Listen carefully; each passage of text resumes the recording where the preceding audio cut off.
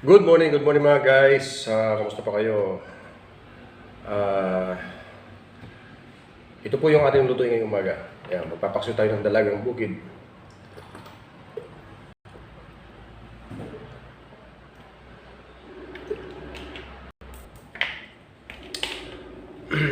Ayan, so ito po yung ating papaksiwin dalagang bukid.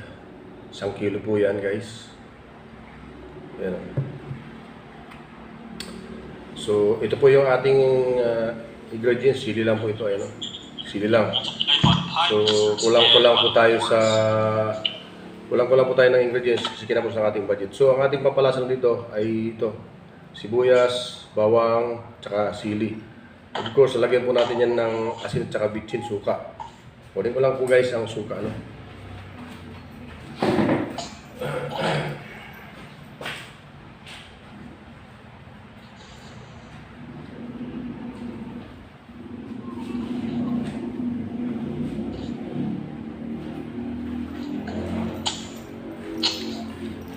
So yan guys, ito na po yung ating ingredients, suka tsaka tuyo. Bakit po may tuyo? Kasi ang gagawin po natin pong papakuluan muna ng suka ang ating isda. Ito yung dalagang bukid. Ayan o, dahil po yan, 1 kilo.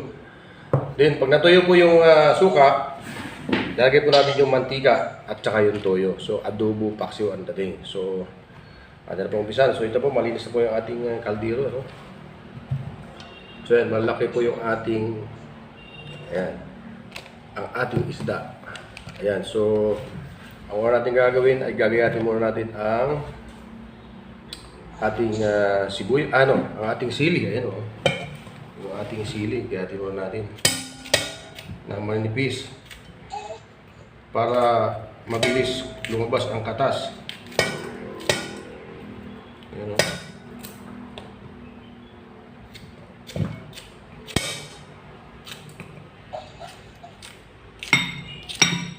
So ganyan lang guys ang mga simpleng pagluluto ng ulam na hindi na kinakailangan mag-research pa kung paano kasi maraming kasama natin dyan sa bahay na hindi marunong magluto, walang alam.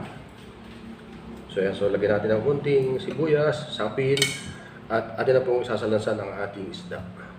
Yan. So hindi po natin yan guys sasabawan ng tubig. Ang ating sasabaw lang po dyan ay suka na puro suka, walang tubig. Tapos lagyan po natin yan guys ng panimpla mamaya, asin, bitchin.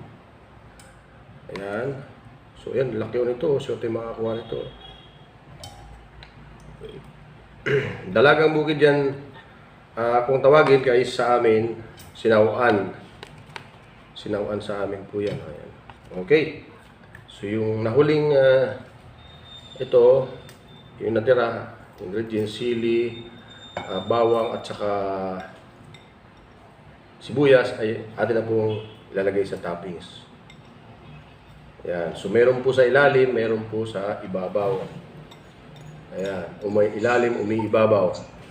Okay, so lagyan na po muna tayo ng asin. Guys, kuha tayo ng asin.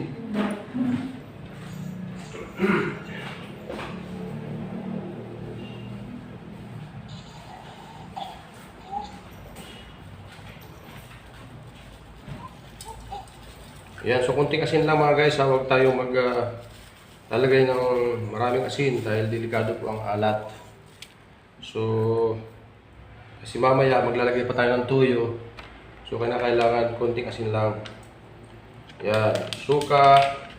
Tabigan natin kasi bawas na yun.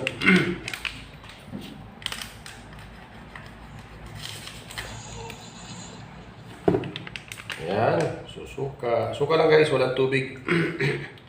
Ang purpose po nito ay ma-preserve ang kanyang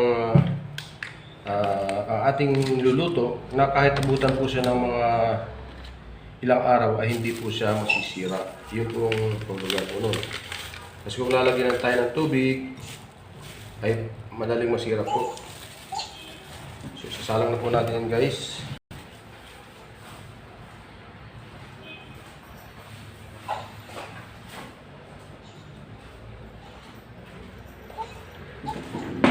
So after po nitong pakuluan natin ng mga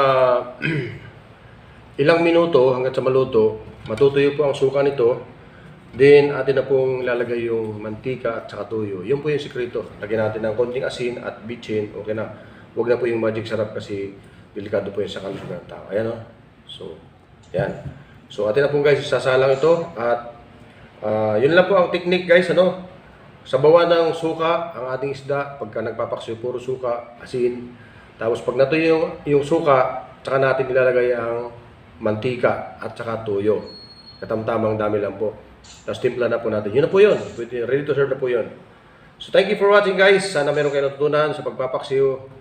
Kaya panood kayo ng video at please don't forget to subscribe Kuya Rolly TV Mix para meron kayong matutunan sa mga pagluluto na pasimple lang. Ayan, na kailangan ng maraming arte. Thank you for watching guys. At isasalang na po natin yan. Ayan guys, so ayan na po yung ating herbal tea. Herbal tea. Thank you for watching.